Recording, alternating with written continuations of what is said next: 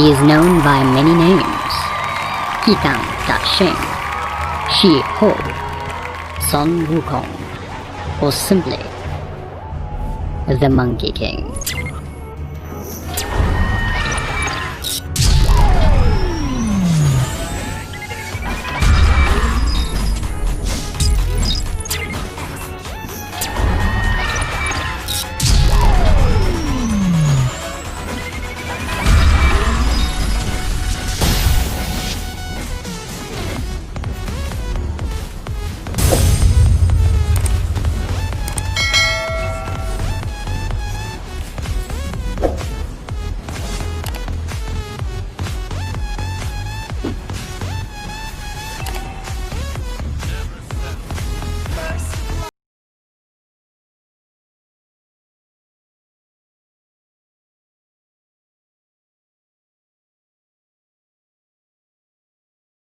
Wukong, or simply the Monkey King. He's always been a notable figure in both Eastern and modern culture, being featured across media throughout the ages. But why is this still the case? The answer, my dear viewer, as with most things, lies in the history of things. So let us unravel the legend of a ludicrously ambitious being, shall we? You may have heard of Sun Wukong.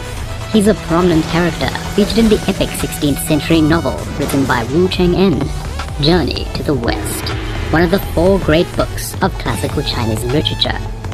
The journey follows the monk Tan Sang-zong, who is tasked with safeguarding the scriptures of the Buddha across the East, with Wukong being a part of the crew to ensure the mission's success, along with Zhu Baju and Xiao Jing, both of whom were once heavenly commanders that served the Jade Emperor, who have since fallen from grace. While some characters are subjectively more interesting than others, they were all thoughtfully characterized and drenched with symbolism. Wukong received particular attention to his characterization, however, as his own backstory is discussed at length for the first few chapters, prior to the start of the journey itself. He begins life not as a monkey, but as Earth, before being molded by the wind into his anthropoid-like form. He gains the trust of his fellow monkeys and is eventually made their king.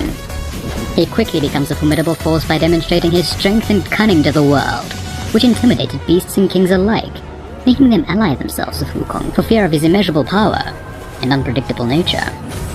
During his mischievous adventures, he gains the ability to multiply and shapeshift, claims a staff that is able to change its shape at his command, a flying nimbus cloud used for travel, and at what was supposed to be the end of his lifespan, wiped his name, as well as the names of any other monkeys he could find, from the Book of Death, effectively making him immortal, but also causing the Dragon Kings and the Kings of Hell to finally report him to the Jade Emperor for his recklessness.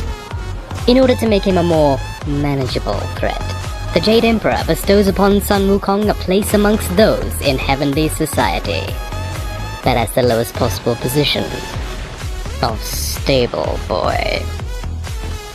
Taking this as an insult, as any pride-filled character would, Wukong goes into open rebellion against the heavens and sets out to prove that he alone is equal to the entirety of the forces of heaven, facing countless demons and heavenly generals on his path, as well as being imprisoned and escaping on multiple occasions. He's eventually halted and imprisoned with absolute authority by the Buddha himself. After a few chapters detailing the life of Tan Sang-zong, it is revealed to the reader that 500 years have passed since Wukong has been imprisoned, but has now been granted the opportunity to join an escort team to retrieve the scriptures of the Buddha, a chance at freedom that he dare not refuse. And so, by the time he's introduced as a member who will play a central role in the novel, we're fully aware of his brash, trickster-fueled personality, which truly allowed him to shine out from the rest of the cast.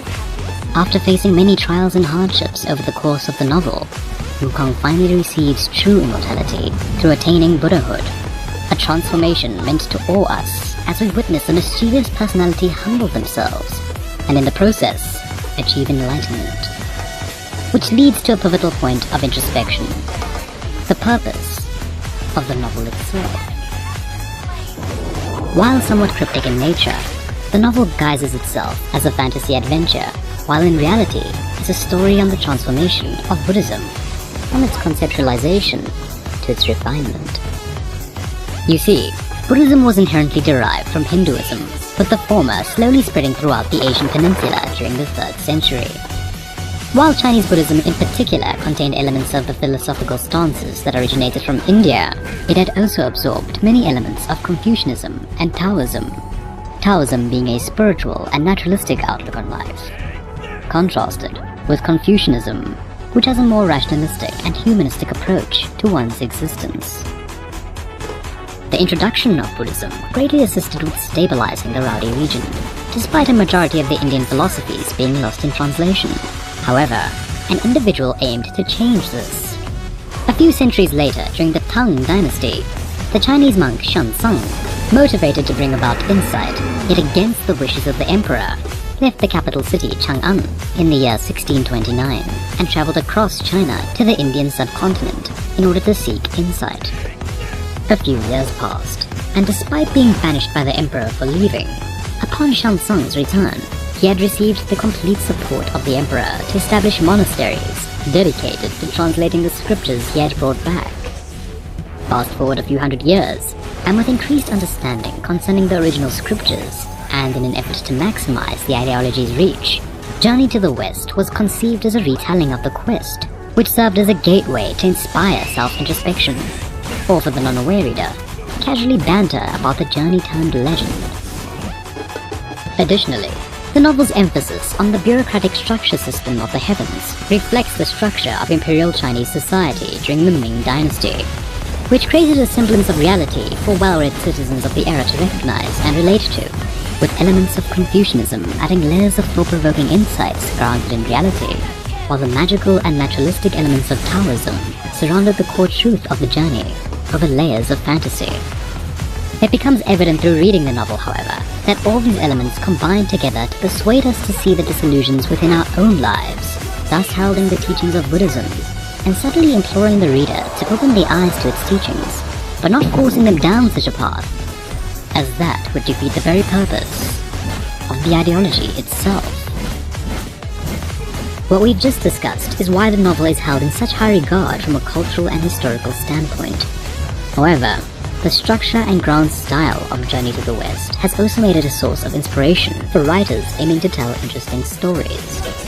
It manages to intermingle a seemingly simple tale with an immensely layered plot, with characters who have their own motivations and agendas added into the mix, creating a living and believable world for the reader to become immersed in, with Wukong in particular being favored by countless people by virtue of his vibrant personality, which is in stark contrast to not only the novel's cast, but truly, there's nobody quite like him across Chinese mythology.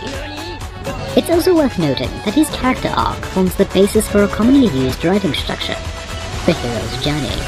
Arcs of highs and lows protagonists go through before emerging victorious and reformed at the end of their journey. And while not the first to use this structure, Wukong is considered a quintessential character to study for writers aiming to create compelling anti-heroes, but his distinct design, personality, and epic personal journey are all features that make him resonate with so many people. In fact, when the novel was first translated into English in 1942, it was even retitled Monkey, framing Wukong as the main protagonist of the story, which had inadvertently shifted the focus of the novel from the journey itself to Wukong as the tale's hero. Something to note, however, is that original retellings of Xuanzang's quest-turned-legend had utilized a monkey as the protagonist of the journey, something Journey to the West had incorporated during its conceptualization, to bring about a sense of familiarity to a story some may have heard of, while simultaneously reassigning character roles and fleshing them out accordingly. Wukong's prowess aside, it's why some may not have heard of his companions, or even of the journey itself. Meanwhile, regardless if you've read the novel, you'd be hard-pressed to have not heard of Wukong, as you'll notice him throughout our modern age referenced in media, or as a source of inspiration for stories. His own story learned of through modernized adaptations, as well as his countless iterations across mediums. And over the last few years, you may have noticed that nowhere is this more evident than in video games. It's no secret, but video game developers have a reason for depicting a version of the Monkey King to appear in their own games. and that's to take advantage of a popular character who is copyright-free in order to tap into Asian-based gaming markets, thus bringing in a wider audience of players who might find other aspects of the developer's game that they might enjoy. Of course, the reasons mentioned here aren't exclusively taken advantage of by video game developers, as various forms of media use Wukong's infamy to their advantage in order to secure an audience of interest. Seriously, if you think there's been one too many superhero films, you should check out the Monkey King's catalog. Ironically, however, the simplest way to think of Wukong in today's age is quite simply to classify him as a hero. He's someone who has extraordinary abilities and has achieved extraordinary feats, has a firm root in pop culture, as well as widespread public reception, as he's known by both the young and old across the globe. We could further boil down Wukong's presence in media today to cultural significance and widespread appeal, but peeling away the layers reveals aspects to him that we could all learn from. While he owes his fame in part for being the prideful trickster that he is, choosing to read Journey to the West transforms him from being just some OP hero that's in all your MOBAs to a genuinely interesting character who has intrinsically intrigued countless across the ages. Indeed, while one could watch a video dissecting every aspect of Wukong and the novel itself, I do believe that the pleasure and insight that comes from experiencing any story arises from reaching the end for yourself. And so, despite many aspects of Journey to the West remaining whispers in the West, the Monkey King is still known far and wide today. And one could argue that as long as someone remembers your name and legacy, that you truly have achieved immortality. Hello there, it's Lavolpe. If you enjoyed this video, why not share it with someone that might appreciate it? Sharing it with an actual person goes a long way, seeing as YouTube is broken beyond repair.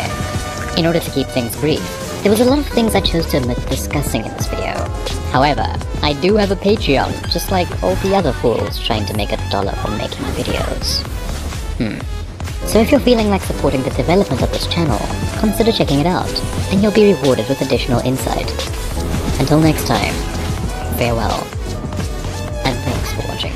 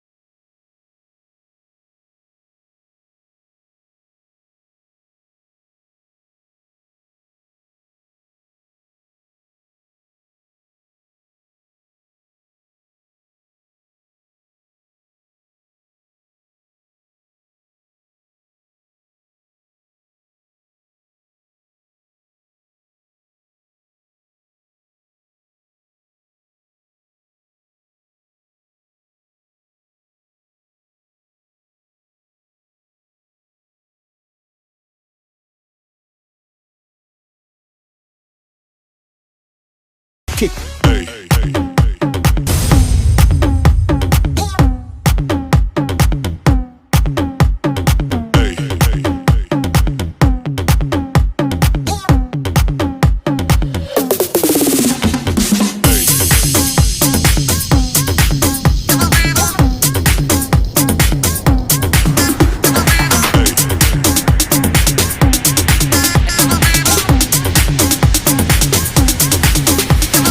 Everybody shake it, baby.